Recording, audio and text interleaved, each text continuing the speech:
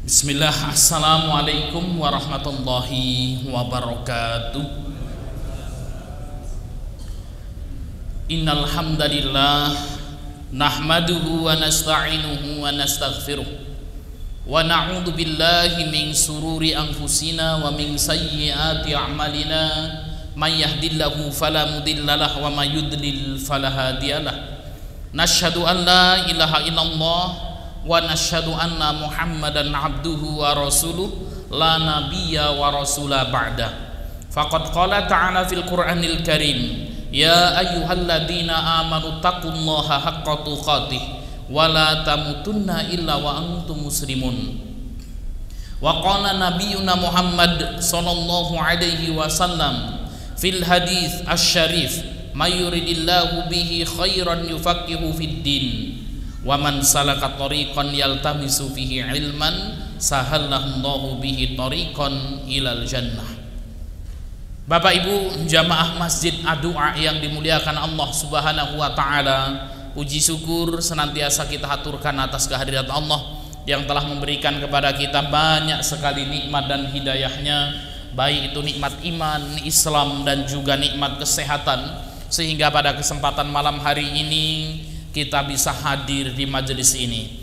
Salawat dan salam semoga senantiasa tercurahkan kepada junjungan Nabi besar kita Muhammad sallallahu alaihi wasallam beserta keluarganya, para sahabatnya, para tabi'in, tabi'ut tabi'in, dan seluruh pengikutnya yang senantiasa mengikuti jejak dan risalah beliau sampai yaumul qiyamah. Untuk mendapatkan pahala dan keberkahan dari Allah, mari kita buka majelis kita dengan membaca basmalah. Bismillahirrahmanirrahim. Bapak Ibu yang dimuliakan Allah Subhanahu wa taala, kita masih melanjutkan kajian kita, yaitu kitab Arba'una Haditsan fi Fadlil Qur'anil Mubin. Yang 4 hadis, yang 40 keutamaan Al-Qur'an yang ditulis oleh Syekh Mala Ali Qori Al-Harawi Al-Hanafi Al-Makki. Bapak Ibu yang dimuliakan Allah Subhanahu wa taala, tema kita pada hadis yang akan kita bahas adalah keutamaan ahlul Quran dan keutamaan bersahabat dengan orang yang soleh. Saya akan bacakan hadisnya terlebih dahulu, Bapak Ibu yang dimuliakan Allah. Ini hadis diriwayatkan oleh Imam Abu Daud dan merupakan hadis yang sahih. An Anas radhiyallahu anhuma. Hadis ini diriwayatkan dari Anas radhiyallahu anhu qala, beliau berkata, qala Rasulullah sallallahu alaihi wasallam, Rasul sallallahu alaihi wasallam bersabda, masalul mu'min alladzi yaqra'ul qur'ana, perumpamaan seorang muslim yang membaca Al-Qur'an, kata Nabi, masalul utrujah, seperti buah utrujah, rihuha thayyibun wa ta'muha thayyibun. Buah utrujah ini memiliki bau yang sangat wangi, memiliki bau yang sangat sedap, wa ta'muha thayyibun, dan rasanya juga amat manis, Bapak Ibu. Wa matsalul mu'min alladzi la yaqra'ul qur'ana kama salit tamrati, dan perumpamaan seorang mukmin yang beriman kepada Allah namun tidak membaca Al-Qur'an, kama salitam roti, orang tersebut seperti perumpamaan buah kurma.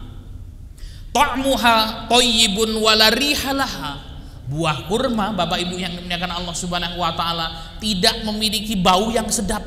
Kalau dicium tidak ada wangi-wanginya, akan tetapi rasanya manis.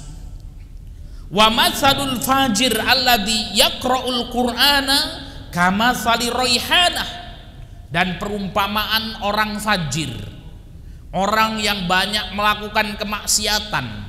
Dalam riwayat lain disebutkan wa matsalul munafik, perumpamaan orang munafik alladzi yaqra'ul qur'ana, namun dia senang baca Quran. Wa masalul fajir alladzi yaqra'ul qur'ana kama thali raihanah, seperti perumpamaan buah raihanah. Rihuha thayyibun, buah raihanah ini Bapak Ibu baunya sedap, baunya wangi. Wa ta'muha murrun, akan tetapi rasanya pahit. Wa matsalul fajir alladzi la yaqra'ul qur'ana, dan perumpamaan orang fajir yang senang maksiat, dalam riwayat lain orang munafik yang tidak membaca Al-Qur'an, kama sali hamdalah, seperti buah hamdalah, ta'muha murrun wala rihalaha. Buah hamdalah itu tidak memiliki bau yang sedap, kemudian rasanya pun pahit. Wa masalu jalisi sholih kama sali sahibil miski, dan perumpamaan bersahabat dengan orang yang soleh, kata Nabi, seperti perumpamaan berteman dengan penjual minyak wangi. Ilam yusibka minhu syai'un asobaka min rihihi, apabila engkau tidak diberikan minyak wangi oleh kawanmu yang jualan minyak wangi itu, minimal engkau mendapatkan bau sedap darinya. Wa masalu jalisi su, dan perumpamaan berkawan dengan orang yang buruk, kama zali sahibil kir, seperti perumpamaan berteman dengan pandai besi. Ilam yusibka min sawadihi asobaka min dukhanihi, kalau ya engkau tidak terbakar bajumu itu, tidak terkena api dirimu, minimal engkau akan mendapatkan bau yang tidak sedap dari bakaran besi yang ada tersebut. Hadis yang diriwayatkan oleh Imam Abu Daud. Baik Bapak Ibu yang dimuliakan Allah Subhanahu wa taala, dari hadis ini kita akan mengambil banyak sekali faidah yang bisa kita jadikan pelajaran dalam hidup kita. Hadis ini Bapak Ibu yang dimuliakan Allah Subhanahu wa taala menjelaskan kepada kita bahwasanya Al-Qur'an akan senantiasa membawa dampak baik bagi pembacanya, walaupun pembacanya pelaku maksiat. Bapak Ibu yang dimuliakan Allah, walaupun yang baca itu orang munafik, Bapak Ibu yang dimuliakan Allah, tetap dia akan mendapatkan dampak baik dari Al-Quranul Karim ini. Maka dampak baiknya ini ada yang kemudian hanya di dunia saja, ada yang sampai akhirat. Tentunya kalau dia munafik, tidak beriman kepada Allah Subhanahu wa taala, maka dia akan mendapatkan dampak baik di dunia saja. Di akhirat dia tidak akan mendapatkannya. Apalagi seorang yang beriman kepada Allah, kalau dia membaca Al-Quran akan memperoleh kebaikan baik di dunia maupun di akhiratnya. Jadi kalau kita ingin mendapatkan kebaikan dalam hidup, Bapak Ibu yang dimuliakan Allah, dekatkan diri kita dengan Al-Quranul Karim. Maka baginda Nabi SAW bersabda, khairukum man ta'allamal Qur'ana wa 'allamahu, sebaik-baik kalian adalah orang yang belajar Quran dan mengajarkan Al-Quranul Karim. Jadi manusia terbaik adalah mereka yang dekat dengan Al-Quran. Kalau kita ingin diri kita menjadi baik, maka kita harus dekat dengan Al-Quran. Kalau kita ingin anak kita baik, maka dekatkan anak-anak kita dengan Al-Quranul Karim. Kalau kita ingin keluarga kita baik, maka dekatkan keluarga kita dengan Al-Quranul Karim. Kenapa? Segala sesuatu yang berkaitan dengan Quran, Bapak Ibu yang dimuliakan Allah Subhanahu wa taala, akan menjadi baik, bukan hanya baik, namun menjadi terbaik. Kita bisa melihat bagaimana Al-Quranul Karim diturunkan oleh Allah Subhanahu wa taala kepada malaikat Jibril alaihissalam. Jadi apa? Turunnya Al-Quran melalui malaikat Jibril alaihissalam. Karena malaikat Jibril alaihissalam ini membawa wahyu Quran untuk disampaikan kepada Nabi Muhammad SAW, maka malaikat Jibril itu disebut dengan Sayyidul Malaikah, malaikat yang paling mulia, malaikat yang paling agung. Kenapa Bapak Ibu yang dimuliakan Allah? Karena membawa wahyu Al-Quran. Al-Quranul Karim diturunkan kepada baginda Muhammad SAW. Maka Nabi Muhammad SAW menjadi Sayyidul Anbiya'i wal Mursalin, menjadi nabi dan rasul yang paling baik di antara nabi dan rasul yang ada. Kenapa? Turun kepada baginda Nabi Muhammad SAW Al-Quranul Karim. Al-Quranul Karim diturunkan di masa sahabat Ya, jadi ketika Al-Quran turun kepada Nabi Muhammad SAW, di situ ada para sahabat. Maka Nabi SAW mengatakan, khairul kuruni qarni. Sebaik-baik kurun, sebaik-baik masa itu adalah masa di generasiku. Kenapa? Karena di masa Nabi SAW turun Al-Quranul Karim. Tsummal ladina yalunahum. Kemudian masa setelahnya yaitu masa tabi'in. Kenapa? Para tabi'in ini langsung belajar Quran dengan orang yang diturunkan kepadanya Al-Quranul Karim. Maka Ibnu Mas'ud mengatakan, tidaklah satu ayat yang turun kecuali aku mengetahui di mana turunnya, kapan turunnya, dan apa sebabnya ayat itu turun. Tsummal ladina yalunahum, kata Nabi. Kemudian generasi setelahnya lagi yaitu tabi'ut tabi'in. Al-Quranul Karim diturunkan oleh Allah Subhanahu wa Ta'ala di Mekah dan Madinah.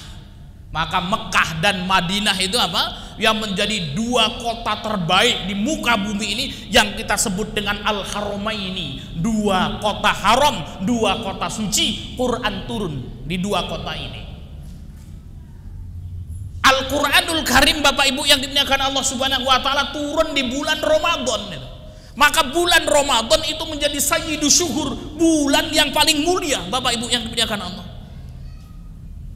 Al-Quranul Karim diturunkan pada malam Lailatul Qadar. Maka malam Lailatul Qadar itu menjadi apa? Sayyidul layali, malam yang paling baik, malam yang paling utama di antara malam-malam yang ada.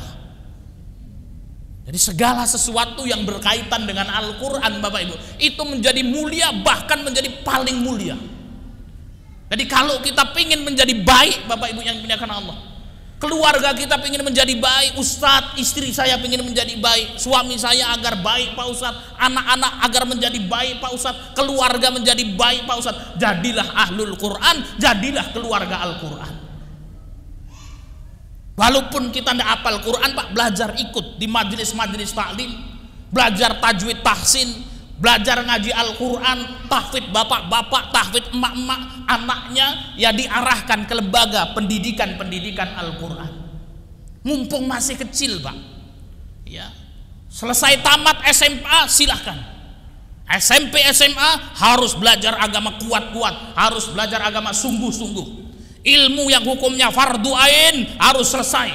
Kamu harus bisa sholat dengan benar, kamu harus bisa wudhu dengan benar, kamu harus bisa mandi janabat dengan benar. Kalau bapak ibunya meninggal dunia, bisa mengurus jenazah bapak ibunya. Ini fardu ain, ilmu yang hukumnya fardu ain harus beres, Pak, di SMP dan SMA. Bila perlu hafal Quran, kamu nak 30 juz bersanad kepada Nabi SAW. Ya, ketika engkau lulus dari SMA itu, silahkan kamu mau kuliah kemana saja. Mau ngambil jurusan ekonomi, silahkan. Jadi ahli ekonomi yang hafal Quran 30 juz, tahu agama, Pak. Kalau besok jadi pejabat, dia tidak akan korupsi, Pak. Takut, tahu Allah Subhanahu wa Ta'ala, tahu neraka, Pak. Di dalam dirinya ada Al-Quranul Karim. Pengen mengambil jurusan kedokteran, silahkan jadi dokter yang hafal Quran, memiliki keimanan yang kuat. Pengen jadi polisi, tentara, silahkan. Ya, kemudian apa? Di dalam dirinya sudah ada Al-Quranul Karim, kemudian dia memahami ilmu agama yang baik. Bapak Ibu yang dimuliakan Allah Subhanahu wa Ta'ala, jangan langkah seperti ini. Mudah-mudahan keluarga kita akan menjadi baik, masyarakat kita akan menjadi baik. Ya, bahkan negeri kita akan menjadi baik. Bagaimana caranya? Kembalikan semuanya kepada Al-Quranul Karim. Maka Nabi SAW bersabda, khairukum man ta'allamal Qur'ana wa 'allamahu. Sebaik-baik kalian adalah orang yang belajar Quran, kemudian mengajarkan Al-Quranul Karim, mengamalkan isi Al-Quranul Karim. Baik Bapak Ibu yang dimuliakan Allah Subhanahu wa Ta'ala. Jadi ini faedah yang pertama, segala sesuatu yang berkaitan dengan Quran akan menjadi baik.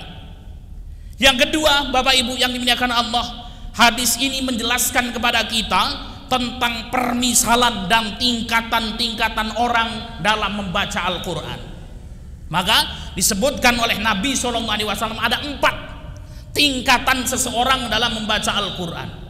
Yang pertama adalah tingkatan yang paling tinggi, Bapak Ibu yang dimuliakan Allah Subhanahu wa taala. Siapa tingkatan yang paling tinggi? Yaitu seorang mukmin yang membaca Al-Qur'anul Karim. Maka disebutkan oleh Nabi SAW, matsalul mu'min alladzi yaqra'ul Qur'ana.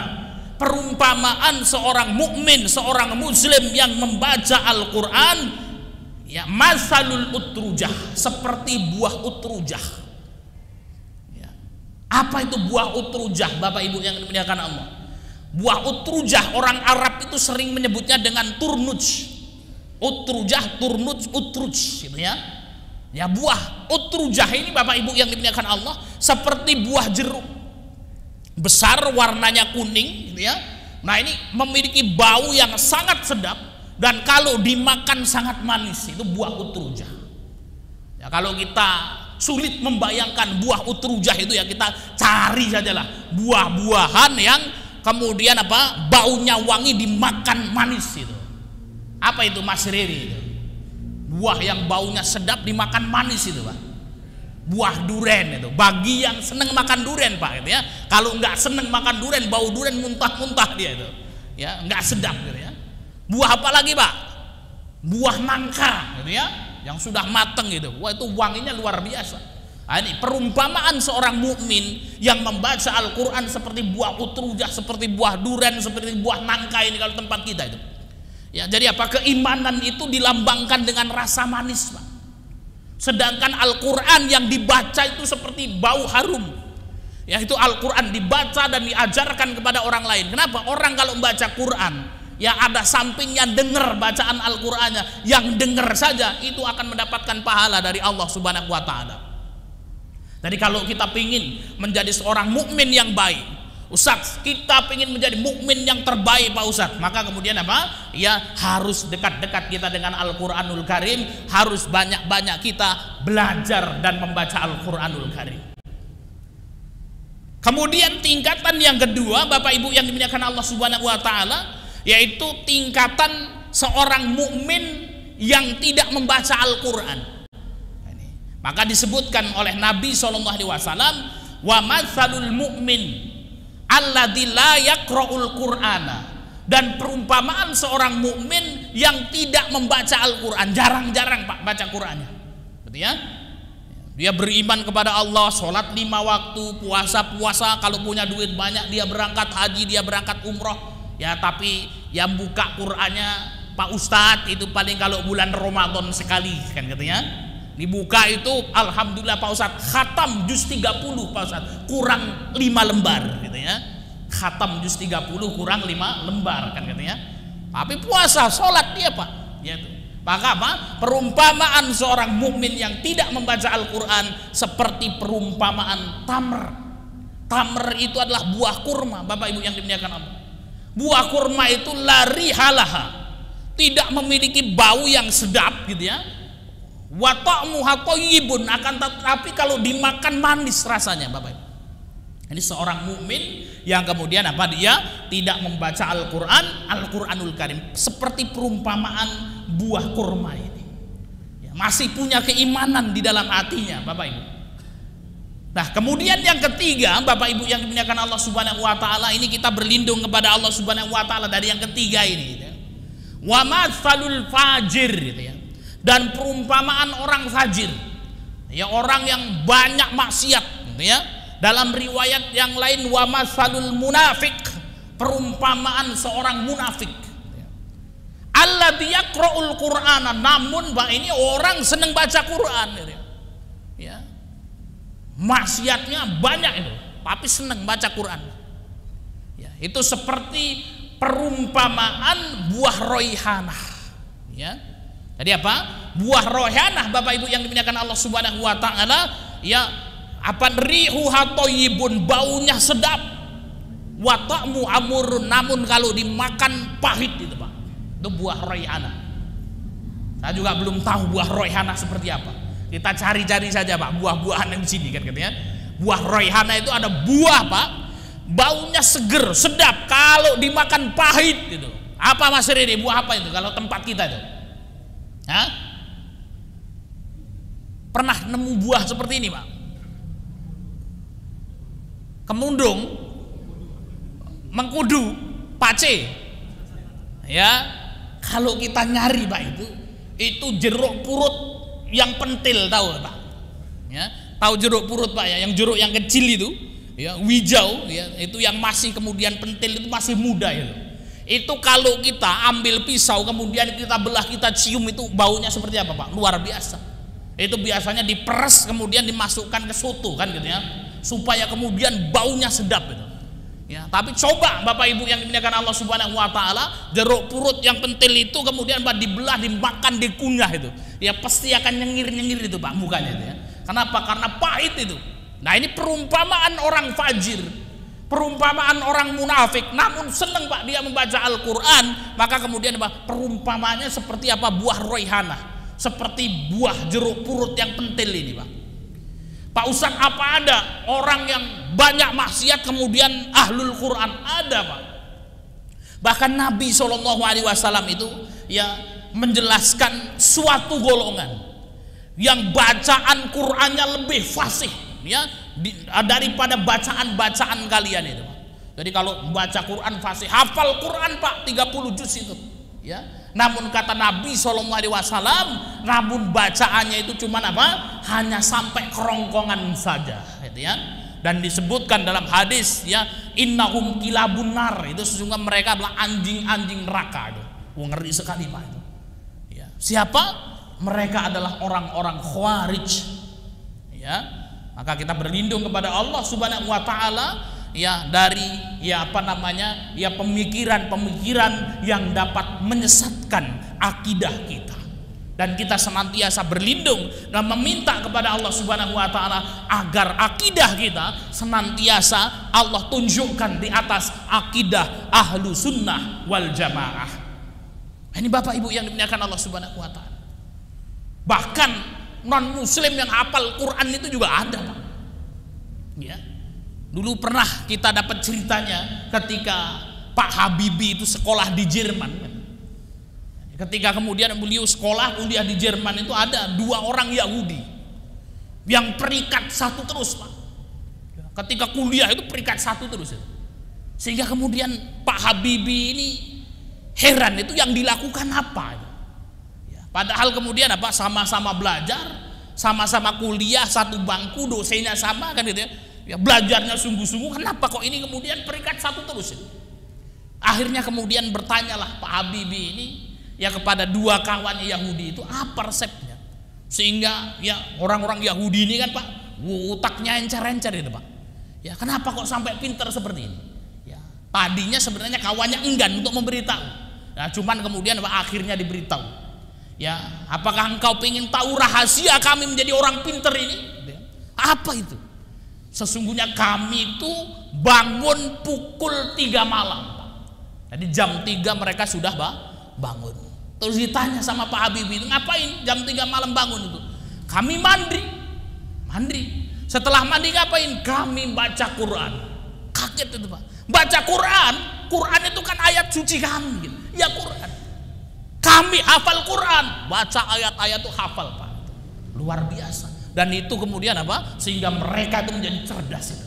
Ini kadang-kadang kita ini orang muslim sendiri itu kadang-kadang bujel-bujelin Pak. Kenapa? Ya, bangunnya kerinan terus Pak itu kan gitu ya. Ya diambil itu, ya kebiasaan baik itu. Ya, bahkan kemudian Pak di sepertiga malam terakhir itu jam 3 itu adalah apa? Waktu terbaik untuk belajar. Bahkan Nabi SAW apa? Diperintahkan oleh Allah Subhanahu wa taala untuk bangun di sepertiga malam terakhir itu. Ya untuk apa? Untuk memurojaah Quran, untuk membaca Quran. Inna sanulki alaika qaulan tsaqila, kata Allah. Sesungguhnya apa? Aku akan menurunkan kepadamu perkataan yang berat. Maka bangun kau di sepertiga malam terakhir itu, ya kemudian apa? Berdiri, ya melaksanakan sholat. Di situ Allah yang berikan ilmu kepada Nabi Muhammad SAW. Ya, makanya waktu terbaik. Maka kemudian apa kalau kita pingin ya apa namanya pandai kan gitu ya, kita belajar di sepertiga malam itu. Ya kita Rasulullah SAW kalau ya setelah sholat isya tidur Pak. Ya tidur, habis itu kemudian apa beliau ya bangun ya di sepertiga malam kemudian melaksanakan sholat. Kalau Imam Syafi'i rahimahullah ya beliau ya ba'da isya beliau tidur. Kemudian setelah itu bangun, ya, di pertengahan malam beliau bangun, kemudian beliau belajar. Ya, kemudian beliau belajar sampai sepertiga malam, ya, kemudian dia sholat, tidur sebentar, ya, kemudian bangun sholat subuh. Nah, ini Imam Syafi'i rahimahullah. Sehingga kemudian apa? Walaupun dia lembur, ya, maka lemburnya kemudian apa? Sudah ya pertengahan malam sana Pak. Jam 1, jam 2 bangun kan gitu ya. Kemudian apa? Belajar, sholat tahajud, berdoa kepada Allah Subhanahu wa taala gitu ya. Kemudian apa? Menjelang subuh sebentar tidur ya, 10 menit, 15 menit, ya, kemudian bangun lagi sholat subuh seakan-akan sudah segar kembali seperti orang yang tidur semalam suntuk gitu ya. Nah, kita juga sama Pak Ustadz gitu ya. Jam 1 malam bangun, kemudian apa, kita sholat, kemudian kita tidur, habis itu bangun waktu duha gitu ya. Tahu-tahu sholat duha ini ketinggalan ya sholat subuhnya. Nah, ini Bapak Ibu yang dimuliakan Allah Subhanahu wa taala. Ya, jadi apa? Ini tingkatan ya ketiga, ya, seorang munafik, orang yang fajir namun dia membaca Al-Qur'anul Karim, maka kama tali roihanah, seperti buah roihanah ini baunya harum namun kemudian rasanya pahit. Kemudian tingkatan yang terakhir Bapak Ibu yang dimuliakan Allah Subhanahu wa taala, wa matsalul fajir. Dalam riwayat yang lain wa matsalul munafik, dan perumpamaan orang fajir, perumpamaan orang munafik, alladzi la yaqra'ul qur'ana, yang tidak membaca Al-Qur'an, kama sali hamdolah, seperti buah hamdolah. Buah hamdolah Bapak Ibu yang dimuliakan Allah Subhanahu wa taala, hamdolah itu buahnya bulat seperti semangka namun kecil, ya. Ya, sebesar apa namanya bola bekel itulah. Nah, itu adalah hamdolah. Ya, kalau tempat kita itu pari Pak, hamdolah itu. Ya, hamdolah itu pari. Buah pari Bapak Ibu yang dimuliakan Allah tidak memiliki bau, kalau dimakan pahit, itu buah pari. Hamdolah. Dulu kita pernah nemu buah hamdolah ini di kota Ma'rib, Yaman Utara. Itu banyak di kebunnya, itu buah hamdolah. Dulu pernah kita ceritakan, ya, kita jalan-jalan di kebun sama kawan dari Balikpapan. Kawan saya ini paling seneng masak Pak. Sampai kemudian Pak, dari Indonesia itu kalau ada orang mau pergi ke Yaman, ya titip, ya nanti saya titip, bawakan apa? Ya benih kangkung, ya pokoknya benih-benih sayur-sayuran itu ditanam di sana gitu ya. Setiap hari bisa masak itu kangkung, bayam dan lain sebagainya. Ya hidup pula di sana gitu ya. Maka kemudian kita jalan-jalan nemu itu buah hamdolah itu. Karena lama enggak makan pari itu Pak. Ya, kalau di Indonesia itu ya senangnya lalap pari kan gitu ya, direbuslah atau ini pari ini aneh ya. Akhirnya kemudian diambilin bawa ke markas ya, markas itu pondok gitu ya. Setelah itu di dapur dirajang-rajang itu. Datang orang Yaman, mahada, apa ini gitu ya? Hada pari kan gitu ya. La hada handolah, ini handolah, ini mau diapain ini? Mau saya masak dan saya makan. La ilaha illallah kan gitu ya. Luar biasa orang Indonesia, hamdolah saja dimakan semuanya kan gitu ya. Nah, itu buah hamdolah Pak. Jadi apa? Orang munafik, orang fajir yang kemudian apa? Dia tidak membaca Al-Qur'an, seperti buah hamdolah ini. Kemudian Bapak Ibu yang dimuliakan Allah Subhanahu wa taala, wa matsalu jalisi shalih, dan perumpamaan ya berteman dengan orang yang baik kan ya. Maka ya faidah yang ketiga dari hadis ini, ya, baginda Nabi SAW mengabarkan kepada kita faidah berkawan dengan orang yang baik. Ya. Berkawan dengan orang yang baik, kata Nabi SAW, seperti perumpamaan berkawan dengan sohibil miski, berkawan dengan penjual minyak wangi. Bapak Ibu yang dimuliakan Allah Subhanahu wa taala, ada di sini yang jualan minyak wangi Bapak Ibu? Ada? Ya, ada yang berkawan dengan penjual minyak wangi gitu. Kalau kita berkawan dengan penjual minyak wangi Bapak Ibu yang dimuliakan Allah, kemungkinannya 3. Kemungkinan yang pertama, kita akan mendapatkan hadiah minyak wangi dari kawan kita. Ini minyak wangi Pak Ustadz ini sudah lama nggak laku-laku, dah ambil saja Pak Ustadz, hadiah kan gitu ya. Alhamdulillah kan gitu ya. Ini yang pertama, kita mendapatkan hadiah, dikasih cuma-cuma. Atau yang kedua, kita akan membeli minyak wangi dari kawan kita ini Pak. Oh, ada minyak wangi terbaru ini, ya sudah saya beli, kita beli. Atau minimal kemungkinan yang ketiga, kita tidak dikasih hadiah, kita tidak membeli, ada orang mau beli minyak wangi, dibuka minyak wanginya, kita dapat sedikit-sedikit tuh bau harumnya Pak itu ya. Nah, itu minimal yang ketiga ini. Artinya Pak, untung semua Pak yang kita dapatkan. Begitu pula ketika kita berkawan dengan orang yang baik, Bapak Ibu yang dimuliakan Allah, pasti kita akan mendapatkan kebaikan darinya. Ya. Kita berkawan ya dengan orang yang rajin ngaji gitu ya. Nah, minimal kemudian apa, kita akan mendapatkan kebaikan itu. Mau kemana Pak Doni? Ngaji di masjid A2A kan gitu ya. Ya sudahlah, titip salam aja untuk Ustadz kan gitu ya, nggak berangkat tuh. Tapi dia punya grup Pak, ya YouTube kajiannya kemudian ada di share di grup itu. Maka kemudian apa, ini kajian apa sih, penasaran, buka kan gitu ya. Nah, ini. Maka banyak sekali ya ketemu sama beberapa orang gitu ya. Ada yang kakek-kakek itu saya ketemu ya, umurnya sekitar hampir 80 tahunan Pak. Ya itu ketika datang, Pak Ustadz gitu ya. Ya, oh ya Pak Haji, bagaimana kabarnya? Oh ya Pak Ustadz itu yang sering di YouTube itu. Mungkin Pak Haji salah lihat, mungkin yang lain kan. Tidak, itu alis matanya itu kelihatan Pak Ustadz kan gitu ya. Hafal itu. Nah, ketika itu beliau mengatakan apa? Oh Pak Ustadz, ya Pak Ustadz dulu membahas keutamaan sholat tahajud kan gitu ya. Akhirnya kemudian hafal Pak dia. Ini keutamaan sholat, saya baru tahu juga Pak Ustadz. Ya keutamaan sholat tahajud. Oh ternyata boleh Pak Ustadz kalau kemudian apa, tahajud itu kemudian apa, sholat malamnya itu sebelum tidur kan gitu ya. Ternyata tahajud 2 rakaat sama 1 witir boleh Pak Ustadz. Wah iya Pak Ustadz, saya hafal itu. Ya keutamaan sholat duha Pak Ustadz. Kita tidak kenal Pak.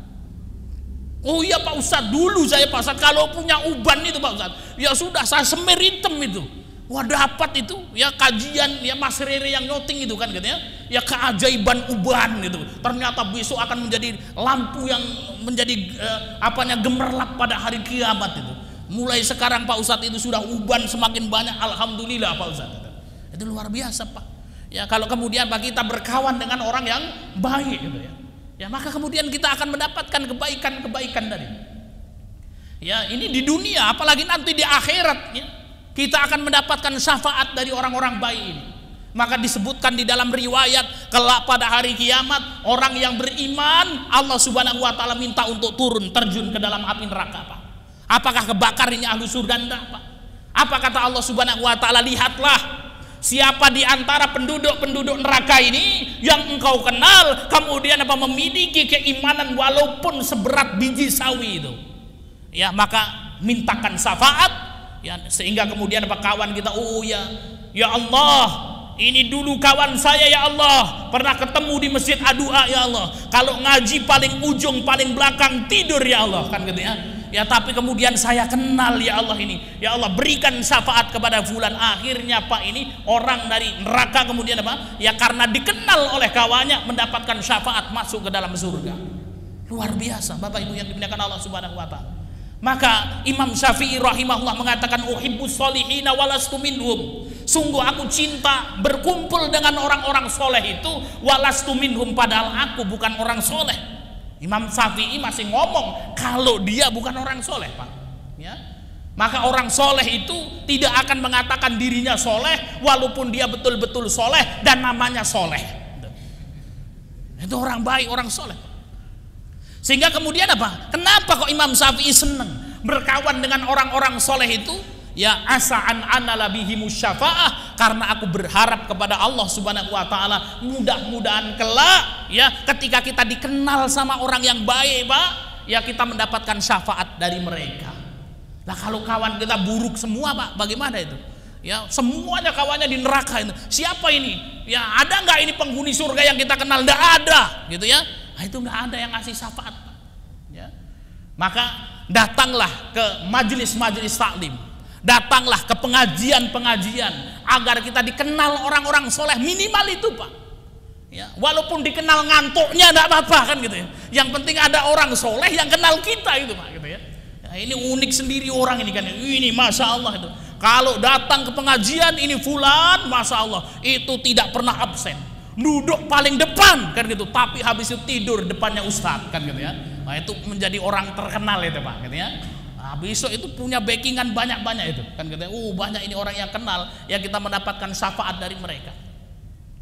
Kemudian Bapak Ibu yang dimuliakan Allah Subhanahu wa taala ya, dan perumpamaan kata Nabi SAW ya berkawan dengan orang yang buruk kan ya, seperti berkawan dengan pandai besi, berkawan dengan sohibil kir, ya, sahibil kiri adalah pandai besi, Pak. Tukang las kalau tempat kita. Ini bukan menjelek-jelekkan tukang las, Pak. Tukang las itu mulia, pandai besi itu mulia. Ya Abu Daud itu juga pandai besi, kan katanya. Ini untuk perumpamaan saja. Kalau kita berteman dengan pandai besi itu, Pak, ya, maka kemudian apa? Kalau kita tidak kena apinya itu, ya, tahu-tahu ya kita nongkrong sama kawan kita itu, ngelas itu, nongkrong itu. Pulang-pulang sarung belakangnya sobek itu. Kenapa? Itu kena ya api, percikan api. Kalau baju kita tidak kena api itu minimal kita mendapatkan bau yang tidak sedap darinya. Itu perumpamaan kita berteman dengan orang yang buruk, Bapak Ibu yang dimuliakan Allah. Bukan berarti Islam kemudian tidak membolehkan kita berkenalan dengan orang yang buruk. Islam mengajarkan kita untuk mengenal semua orang, Pak.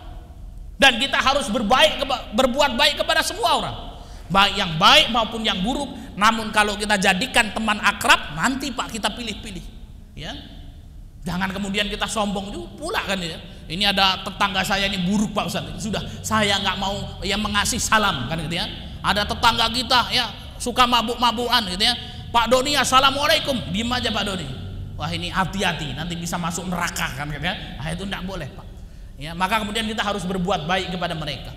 Kita doakan mereka agar mendapatkan hidayah dari Allah Subhanahu wa taala. Namun kalau menjadikan mereka teman akrab, nah ini nanti hati-hati. Ya, maka berkawan ya dengan orang yang buruk seperti berteman dengan pandai besi ini, Pak. Ya. Contoh ini, ada orang akrab sekali ya berkawan dengan ya bandar narkoba, suka nyabu-nyabu, ngumpul-ngumpul kan gitu ya. Minum-minuman keras dia ikut ngumpul di situ Pak. Ya, sama kawannya nih ya makan gitu. Minum-minuman keras enggak haram, hukumnya haram, enggak boleh ya. Minum, makan sabu-sabu di situ, menggunakan sabu-sabu. Datang polisi mau digerebek, kira-kira ditangkap nggak itu Pak orang?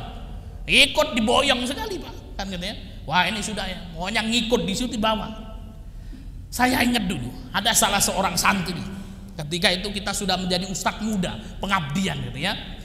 Ketika itu ada seorang santri yang baik Pak. Santri ini baik dan dia tidak mau melanggar peraturan pondok pesantren, tidak mau.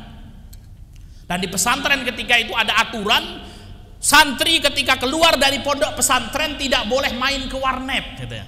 Ya itu larangan dari pondok. Kenapa? Nanti ditakutkan ya Pak kalau masuk ke warnet buka sesuatu yang kemudian aneh-aneh itu. Dulu Android tidak seperti sekarang ini Pak. Ya jadi kalau kita pingin mainan internet ya kita pergi ke warnet gitu ya. Ya paling masuk buat Facebook kan Pak ya sudah itu. Oh, tapi dilarang sama pondok pesantren nggak boleh ya masuk ke warnet nggak boleh. Nah, ini ada gerombolan santri-santri yang badung gitu Pak ya baik insya Allah. Sebadung-badungnya santri itu Pak kalau dengar adzan pasti dia masih datang ke masjid sholat gitu ya. Dari pondok pesantren itu santri yang badung itu yang masbuk Pak gitu ya. Tadi yang masbuk itu ada namanya bagian keamanan standby kan ya. 30 menit sebelum sholat semua sudah di masjid gitu. Yang badung-badung itu kemudian sudah qomat baru datang gitu. Nah ini yang badung itu ya kalau sholatnya masbuk gitu ya. Itu luar biasa sekali. Sampai ada peraturan itu, ya ini ada gerombolan nih anak-anak yang luar biasa tuh. Ada yang baik ngikut satu Pak. Akhirnya mereka pergi ke warnet. Ketika kawan-kawannya masuk warnet, ini anak kemudian apa? Ayo masuk undang. Ini melanggar peraturan pesantren, nanti bisa durhaka sama ustadznya itu ya. Akhirnya kemudian dia nunggu Pak di luar warnet itu, dia tidak masuk. Sampai kawan-kawannya selesai. Sudah selesai, ayo kita pulang balik ke pondok. Besok lagi datang seperti ayo main. Oh enggak, ini melanggar peraturan. Besok lagi datang ya, dia tidak mau masuk Pak. Akhirnya ada ustadznya pakai motor. Oh ada santri kita ngapain di depan warnet itu kan gitu ya. Akhirnya kemudian datangin sama ustadz ya, antum ngapain di sini? Ya Pak Ustadz mampir nungguin kawan-kawan. Mana kawan-kawan? Itu masuk di dalam warnet kan. Lagi ngapain? Main Pak Ustadz. Kamu tidak masuk. Oh ini melanggar peraturan Pak Ustadz. Sudah berapa kali? Ya berkali-kali Pak Ustadz setiap liburan masuk sini. Akhirnya dipanggil semuanya, dia juga dihukum kan gitu ya. Kenapa? Sudah berkali-kali kawannya masuk warnet, kenapa tidak melaporkan ke Ustadz kan gitu ya. Padahal baik Pak dia. Ya, akhirnya kemudian kena buruknya, kena hukumannya. Baik Bapak Ibu yang dimuliakan Allah Subhanahu wa taala, ya sudah masuk waktu Isya Bapak Ibu yang dimuliakan Allah Subhanahu wa taala. Maka inti dari ya hadis yang kita bahas ini Bapak Ibu yang dimuliakan Allah Subhanahu wa taala, Yang pertama, hadis ini menjelaskan kepada kita keutamaan ahlul Quran. Kalau kita pingin baik, diri kita pingin baik, keluarga kita pingin baik, dekatkan dengan Al-Quranul Karim. Jadilah kita keluarga yang cinta dengan Al-Quranul Karim. Ya, kemudian Bapak Ibu yang dimuliakan Allah Subhanahu wa taala, ada tingkatan-tingkatan orang ya ketika membaca Al-Qur'an, dan tingkatan yang paling utama adalah seorang mukmin yang membaca Quran, seorang mukmin yang cinta Al-Qur'an. Maka ketika ada majelis-majelis, Pak Ustadz ada halaqah tajwid tahsin, ikut saja Pak gitu ya. Walaupun kemudian salah terus itu enggak apa-apa kan gitu ya. Enggak lulus ya enggak apa-apa Pak ya. Yang penting ikut kan gitu ya. Maka kemudian apa? Ini adalah tingkatan mukmin yang paling baik, seorang mukmin yang kemudian dia membaca Al-Qur'anul Karim. Kemudian Nabi SAW yang ketiga yang menjelaskan kepada kita tentang perumpamaan berkawan dengan orang yang baik seperti berkawan dengan penjual minyak wangi. Carilah kawan-kawan yang baik, sahabat-sahabat yang baik, sehingga kita mendapatkan kebaikan dari mereka ya. Dan yang paling penting, ketika kita dikenal oleh orang baik Bapak Ibu, orang baik kenal dengan kita, besok ternyata kita tidak masuk surga atau belum masuk surga, ada orang baik yang kenal kita, kita mendapatkan syafaat dari mereka. Tapi kita berdoa mudah-mudahan kita masuk surga semuanya, kita yang memberikan syafaat Pak gitu ya, sama orang yang masuk neraka. Jangan kita ya sudah Pak Ustadznya, kita yang dikasih syafaat. Nah, berarti nyicip neraka dulu Pak.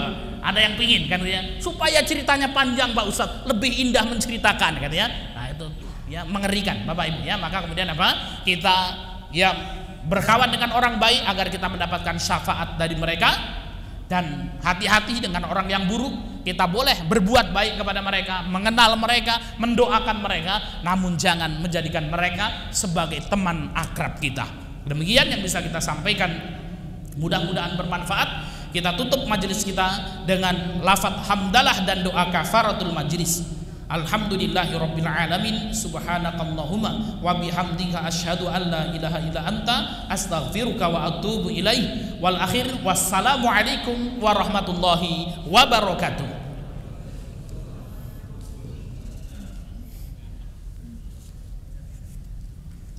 Kisah inspiratif, hukum Islam, adab seorang muslim, tata cara beribadah, amalan kehidupan, motivasi sukses dan cara bisnis, parenting Islam dan Samawa.